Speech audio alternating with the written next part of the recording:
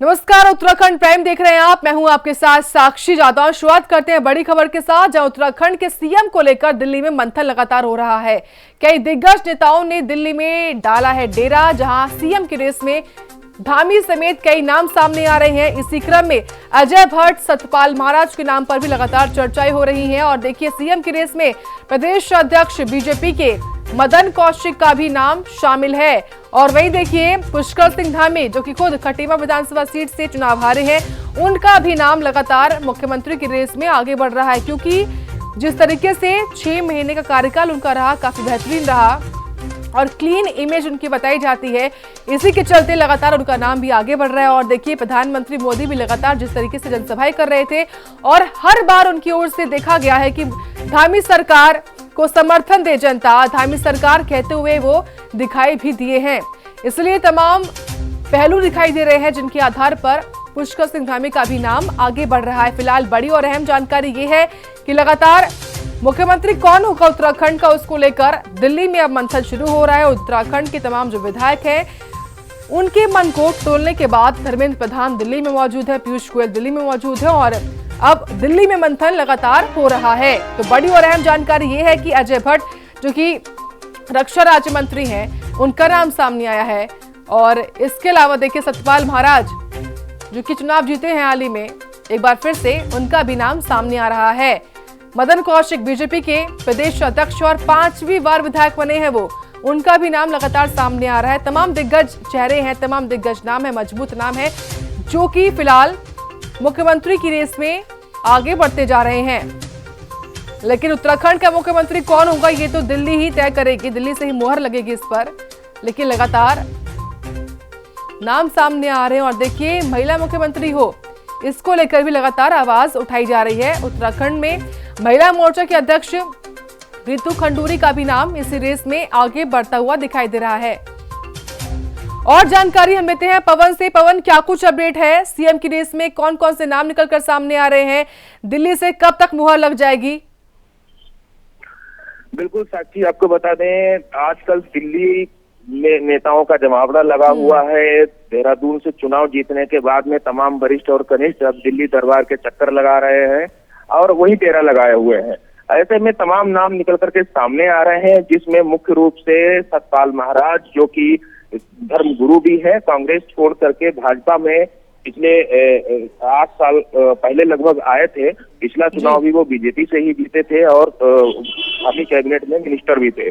और उसके बाद में धन सिंह रावत भी इस रेस में आगे चल रहे हैं। तो वही मदन कौशिक का भी नाम कहीं कहीं उजागर होता हुआ दिखाई दे रहा है। वहीं सांसदों की बात करें, राज्यसभा सांसदों की बात करें, तो उसमें रमेश पोखरियाल निशंक का नाम सबसे आगे है। तो वही रक्षा राज्य मंत्री अजय भट्ट का नाम भी चर्चाओं में पकड़ रहा है। वही राज्यसभा सांसद अनिल बलूनी का भी नाम चर्चाओं में है। वही बात करें तो महिलाओं को लेकर के, क्योंकि महिलाओं की इस चुनाव में अहम भूमिका भी रही है, इसको देखते हुए महिला मोर्चे के द्वारा ये मांग भी उठाई जा रही है कि महिला मोर्चे की प्रदेश अध्यक्ष रितु खंडूरी भी इस रेस में आगे चल रही है। कुल मिलाकर के अभी आला कमान को तय करना है। आला कमान के निर्णय पर ही सभी की निगाहें टिकी हुई है कि अब अगला मुख्यमंत्री कौन होगा। देखिए पवन, लगातार तमाम नाम सामने आ रहे हैं। आलाकमान ही आखिर में मुहर लगाएगा, लेकिन जो तमाम विधायक है वही अपने दल का नेता चुनेंगे। ऐसे में तमाम जो विधायक है, उनके मन में क्या चल रहा है, उनके मन को टटोलने का काम किया गया था धर्मेंद्र प्रधान की ओर से, पीयूष गोयल की ओर से।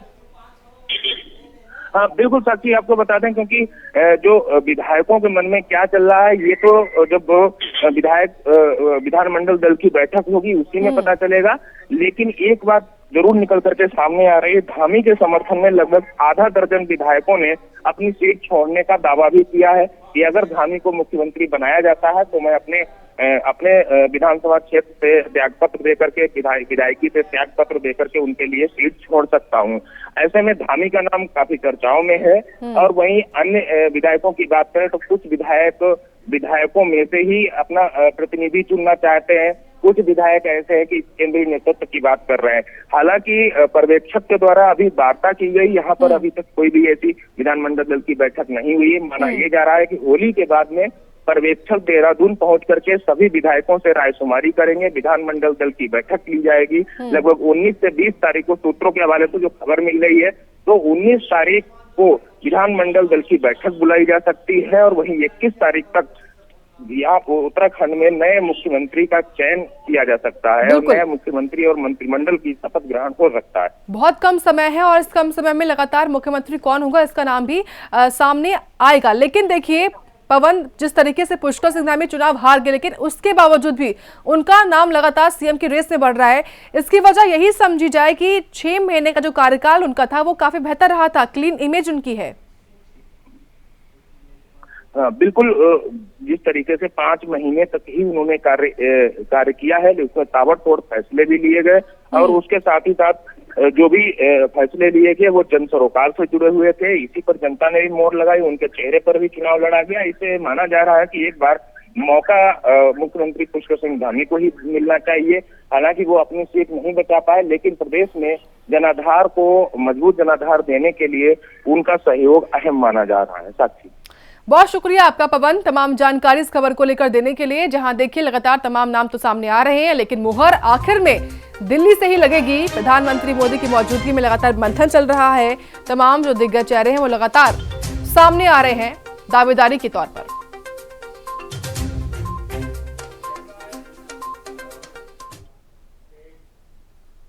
वही खबर देहरादून से है, जहां कार्यवाहक मुख्यमंत्री पुष्कर सिंह धामी ने सोमवार को मुख्यमंत्री आवास में बच्चों के साथ उत्तराखंड का लोक पर्व फूलदेई मनाया। इस दौरान धामी ने फूलदेई पर्व की प्रदेशवासियों को शुभकामनाएं भी दी हैं, साथ ही प्रदेश की सुख समृद्धि की कामना भी की है। तस्वीरें आप देखिए, जहां कार्यवाहक मुख्यमंत्री पुष्कर सिंह धामी अपने आवास पर छोटे छोटे बच्चों से मुलाकात कर रहे हैं और जो पर्व है फूलदेई पर्व, उत्तराखंड का बेहद खास पारंपरिक पर्व उन बच्चों के साथ मनाते हुए दिखाई दे रहे हैं। तो सीएम धामी ने बच्चों के साथ मनाया है फूलदेई पर्व और प्रदेशवासियों को इस पर्व की शुभकामनाएं भी दी हैं और प्रदेश की सुख और शांति के लिए कामना भी की गई है। तो नन्हे मुन्ने बच्चे पहुंचते हैं सीएम आवास पर और उनके साथ फूलदेई पर्व मनाया गया है। तो बच्चों को चॉकलेट्स बांटी हैं मुख्यमंत्री, कार्यवाहक मुख्यमंत्री पुष्कर सिंह धामी ने। तो ढोल नगाड़ों के साथ भी फूलदेई पर्व मनाया गया है कार्यवाहक मुख्यमंत्री की मौजूदगी में।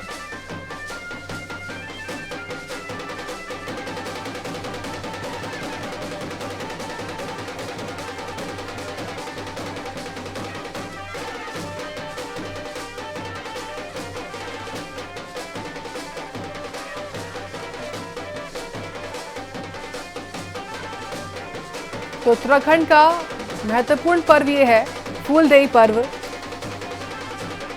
लोक पर्व के मौके पर धूमधाम के साथ मनाया गया है सीएम आवास पर यह पर्व और तमाम छोटे बच्चे पहुंचे, नन्हे मुन्ने बच्चे पहुंचे और उनको चॉकलेट्स बांटी और बच्चों के साथ फूलदेई पर्व मनाते हुए दिखाई दिए कार्यवाहक मुख्यमंत्री पुष्कर सिंह धामी।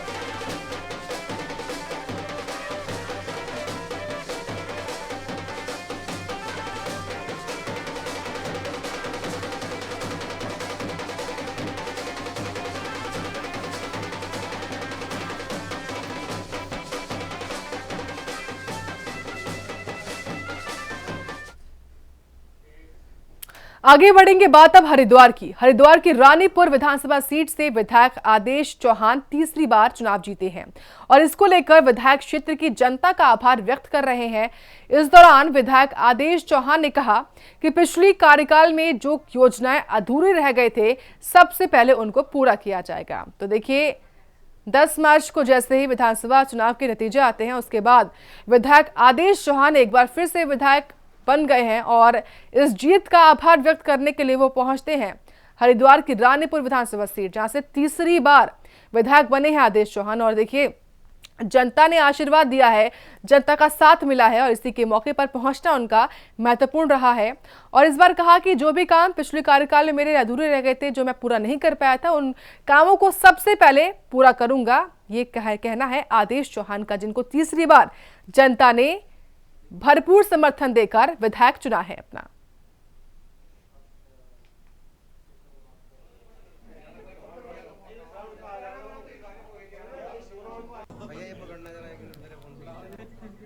तो हरिद्वार की रानीपुर विधानसभा सीट से तीसरी बार के विधायक आदेश चौहान जनता के बीच में पहुंचे और देखिए तस्वीरें, जहां पर तमाम जो कार्यकर्ता हैं भाजपा के, उन्होंने इनका जबरदस्त स्वागत किया, फूल मालाओं के साथ गुलदस्ता भेंट किया है और आभार व्यक्त किया कि तमाम कार्यकर्ता भी लगातार एड़ी चोटी का जोर लगा रहे थे जीत को लेकर, प्रचार प्रसार को लेकर।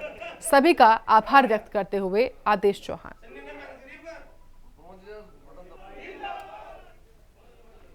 प्रक्रिया है, हर 5 वर्ष बाद विधानसभा का चुनाव, हर 5 वर्ष बाद पार्लियामेंट का चुनाव होता ही है और कोई हारता है कोई जीतता है। और मैं समझता हूँ कि लोग हमसे ज्यादा जानते हैं और लोगों का जो निर्णय होता है वो ज्यादा परफेक्ट होता है और लोगों ने जो निर्णय किया है वो गुण दोष को देखकर ही किया होगा और मेरी उनको भी शुभकामनाएं कि वो अभी आगे बढ़े। धन्यवाद। वही खबर देहरादून से है, जहां लैंसडाउन के विधायक ने पूर्व कैबिनेट मंत्री हरक सिंह रावत को शियार बताया है। जानकारी के अनुसार हरक सिंह रावत की पुत्रवधू अनुकृति गोसाई को मिली हार के बाद उन पर हमले तेज हो गए हैं। इस दौरान बीजेपी प्रदेश मुख्यालय पहुंचे लैंसडाउन विधायक दिलीप सिंह ने हरक सिंह रावत पर जमकर हमला बोला और बेतुकी बयानबाजी की है। लहर के साथ चुनाव लड़ा, लहर का प्रयोग करके ही चुनाव जीते हैं वो, और कभी विपरीत परिस्थितियों में नहीं लड़े। पहली बार विपरीत परिस्थितियों में आए तो उनकी वास्तविकता पता चल गई है और खाली एक मीडिया मैनेज करके अपने को तथा कथित भोबड़ा मैनेजर, चुनाव का मैनेजर वो साबित करते थे।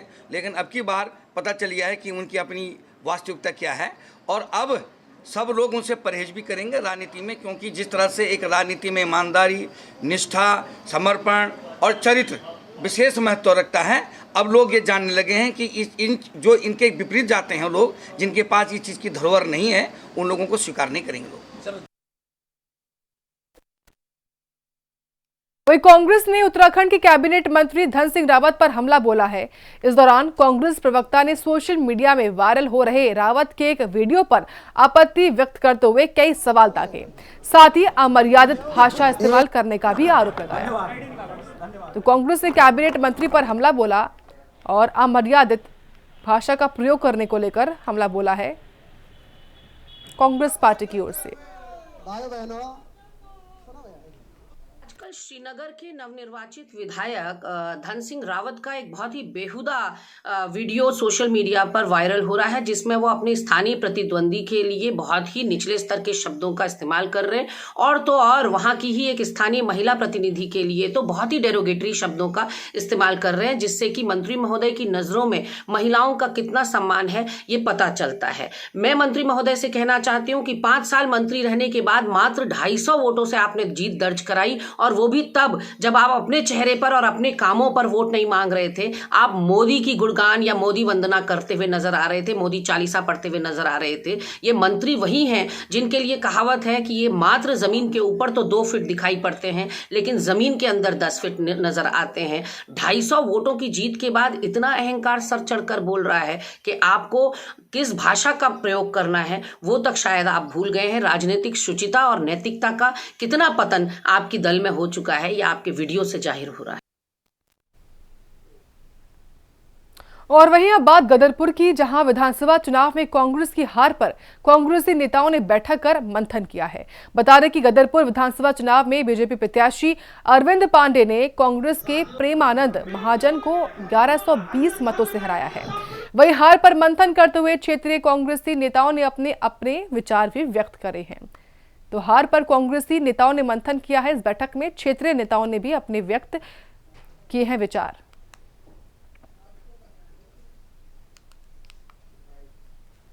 गणितों के हिसाब से तो हारे ही हैं, और जहाँ तक लोगों का प्यार की बात है, बहुत ज़्यादा प्यार लोगों ने दिया। मैं अपने आप को हारा नहीं मानता। मैं आज इसीलिए सभी कार्यकर्ताओं से निवेदन किया था कि आप लोग आएँ, एक जगह बैठते हैं और उनको धन्यवाद देने के लिए, होली की बधाई देने के लिए आज का ये जो कार्यक्रम है, मैंने किया था। कार्यकर्ताओं ने बहुत ज़्यादा मेरे लिए मेहनत किया, आज उनको धन्यवाद मैं आपके माध्यम से देता भी हूँ। और सबसे यही निवेदन करता हूँ कि आप अपने अपने बूथ, अपने आसपास को मजबूत रखें, कांग्रेस तभी मजबूत होगी। समीक्षा बैठक में तमाम कार्यकर्ताओं ने आके अपनी भावनाओं से सभी कांग्रेसजनों को अवगत कराया। बहुत सारी चीज़ें थी जिन लोगों को लेकर के संशय था, लेकिन आज वो तमाम चीज़ें स्पष्ट हुई हैं। हम लोगों ने एक आकलन, एक पूरा मैप तैयार किया है, पूरा एक आकलन किया है कि प्रत्येक बूथ में कौन कौन लोगों ने हमें नुकसान पहुंचाने का काम किया, किस लोगों ने हमारे फ़ायदा किया, किन बूथों से हम जीते, कौन कौन पार्टी के कार्यकर्ता हैं जिन्होंने खिलाफ काम किया। तो ये तमाम बहुत सारे बिंदु थे जिन पे आज चर्चा हुई है। और इस पूरी बैठक के बाद जो निचोड़ है उससे हम अपने राष्ट्रीय नेतृत्व को अवगत कराएंगे और जल्द ही कांग्रेस पार्टी का भविष्य में सकारात्मक नतीजे आएँ, इसको ध्यान में रखते हुए जल्द ही कांग्रेस पार्टी ठोस फैसले लेने का काम करेगी, मजबूत फैसले लेने का काम करेगी। वहीं मंत्री रेखा आर्य की जीत पर आंगनबाड़ी संगठनों से जुड़े सैकड़ों कर्मियों ने उनके आवास पर पहुंचकर स्वागत किया है। बता दें कि रेखा आर्य की ये लगातार तीसरी बड़ी जीत है। इस दौरान आंगनबाड़ी कर्मियों ने रेखा आर्य के पिछले 5 सालों के कार्यों से प्रभावित होकर शीर्ष नेतृत्व से इस बार कैबिनेट मंत्री बनाए जाने की मांग भी उठाई है। तो रेखा आर्य को लगातार तीसरी बार जीत मिली है और इसी को लेकर आंगनबाड़ी कर्मियों ने उनको जीत की बधाई दी है। उनको फूल मालाओं से उनका स्वागत किया गया है। आज हमें बड़ा अच्छा मौका मिला है कि हमने आज उनको बधाई दी और हृदय से हमारी शुभकामनाएं हैं। और जो जनता का प्यार उनको मिला है और इतनी अच्छे वोटों से उनकी जीत हुई है उत्तराखंड में, तो इसके लिए हमने आज उनको बहुत बहुत बधाई दी यहाँ पहुँचकर उनके आवास में। और हम ये भी चाहते हैं, जो हमारी भाजपा आला कमान से हमारी ये डिमांड है पूरे उत्तराखंड के जितने भी हमारे संगठन हैं, महिला संगठन, कि हमारी महिला सशक्तिकरण विभाग की मंत्री होने पर जो उन्होंने दायित्व निभाए हैं महिलाओं और बच्चों और किशोरियों के हक में, जो उन्होंने इतनी अच्छी योजनाएं चलाई हैं, जैसे महालक्ष्मी योजना उन्होंने चलाई है, किशोरियों से संबंधित उन्होंने सैनिटरी पैड की योजना उत्तराखंड में चलाई है। और वही बात अब सितारगंज की, जहां सितारगंज से दूसरी बार बीजेपी से जीते सौरभ बहुगुणा को मंत्री बनाने की मांग तेज हो गई है। इसको लेकर बीजेपी के कुछ विधायक और कार्यकर्ता सौरभ बहुगुणा को मंत्री बनाने के पक्ष में हैं और इसको लेकर अल्पसंख्यक प्रदेश संगठन मंत्री ताहिर मलिक ने बहुगुणा को मंत्री बनाने की राष्ट्रीय नेतृत्व से मांग भी की है। तो सौरभ बहुगुणा को मंत्री बनाने की मांग लगातार तेज होती जा रही है, जहां सौरभ बहुगुणा सितारगंज से दूसरी बार जीते हैं।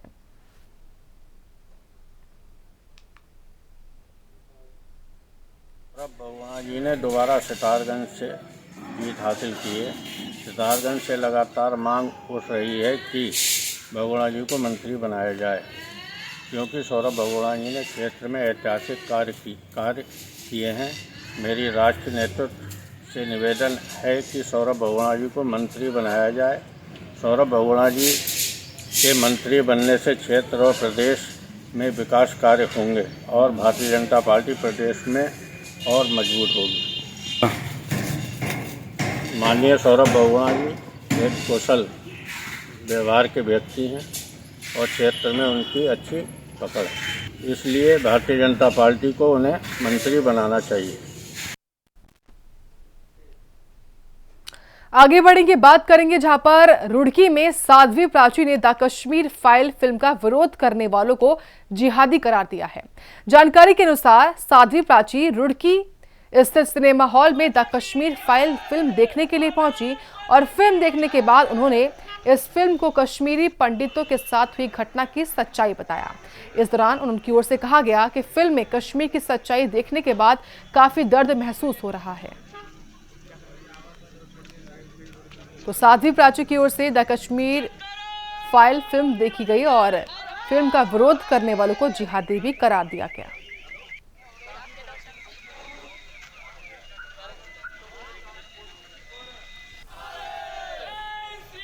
रुड़की में आरआर सिनेमा के अंदर कश्मीर के हिंदुओं की जो रियलिटी दिखाई है उसको देखने आए। रियलिटी को देख कर के वास्तव में हमें तो देख कर के बेहद दर्द हो रहा है। जिन लोगों ने उन विषम परिस्थितियों को भोगा है, उस दर्दनाक हादसे को सहन किया है, उन लोगों की हिम्मत समझती हूँ। वास्तव में आज मेरी भी हिम्मत टूट गई इसको देख। हाँ, मैं देश के प्रधानमंत्री आदरणीय मोदी जी से प्रार्थना करूँगी कि इस कश्मीर पिक्चर का टैक्स फ्री किया जाए। वही खबर जोशीमठ से है, जहां गढ़वाल और कुमाऊं क्षेत्र में प्रकृति को समर्पित ऋतु पर्व की आज से शुरुआत हुई है। इस त्योहार को फूल संक्रांति के नाम से भी जाना जाता है। ऋतु पर्व को मानव और प्रकृति के बीच संबंध स्थापित करने के लिए मनाया जाता है। साथ ही ऋतु पर्व के जरिए ऋतुओं के राजा बसंत का स्वागत भी होता है।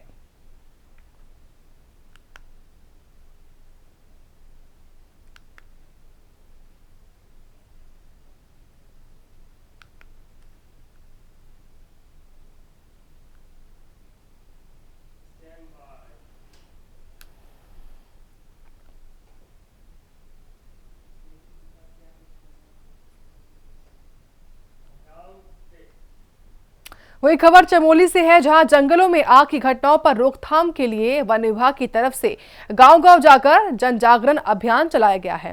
इस दौरान जन जागरण जागरूक यात्रा भी निकाली गई है, जिसमें भारी संख्या में महिलाओं ने हिस्सा लिया है। जंगलों को आग से बचाने का संकल्प भी इनके द्वारा लिया गया है। तो जंगलों को आग से बचाने के लिए यह अभियान चलाया गया। गाँव-गाँव पहुंचकर लोगों को जागरूक किया गया। तो जंगलों को आग से बचाने का संकल्प लिया और इस संकल्प को देखते हुए यात्रा निकाली गई है। वनाग्नि काल 2022 15 फरवरी से प्रारंभ हो चुका है। अपने वनों को अग्नि दुर्घटनाओं से बचाने के लिए केदारनाथ वन्य जीव प्रभाग हर संभव प्रयास कर रहा है। वन अग्नि सुरक्षा सप्ताह के दौरान हमारे द्वारा विभिन्न विद्यालयों में छात्र छात्राओं के मध्य वनाग्नि सुरक्षा विषय पर जागरूकता पैदा करने के उद्देश्य से विभिन्न प्रतियोगिताएं आयोजित की गई। गांव-गांव में जाकर जन सामान्य को जागरूक करने के लिए गोष्ठियां की गई। हम अपने विभागीय वाहनों से भी लगातार लाउड स्पीकर से संदेश प्रसारित कर रहे हैं तथा संवेदनशील स्थलों पर पिरूल की सफाई भी हमारे द्वारा लगातार की जा रही है।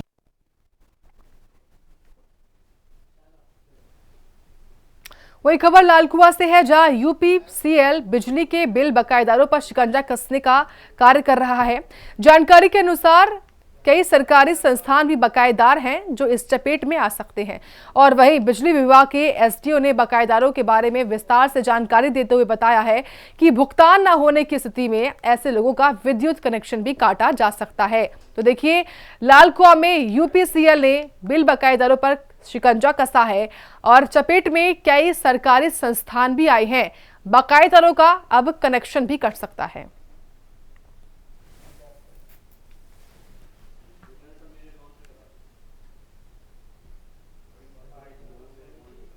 मेरे संस्थान में देखें तो जैसे पुलिस महकमा है, तहसील है, स्वास्थ्य विभाग है, शिक्षा विभाग है, वन विभाग है, तो इन सबको तो हमने बिल पहुंचा दिए गए हैं। इन्होंने समय दिया है कि आप 12-13 मास तक का हमें समय दें। कोतवाली में लगभग 3 लाख रुपए के आसपास है, तहसील में लगभग 3.25 लाख रुपए के आसपास, शिक्षा में लगभग 6 लाख रुपए के आसपास और आपका स्वास्थ्य में लगभग 3.5-4 लाख रुपए के आसपास है। लगभग 2 लाख के समथिंग होगा। अंतिम नोटिस उन्हें दे दिया गया है। उनके द्वारा समय दिया गया है कि हम लोग 12-13 मास तक जमा कर देंगे। अगर जमा नहीं करें तो फिर उसके बाद देखिए अन्य का कार्रवाई उसमें की जाएगी।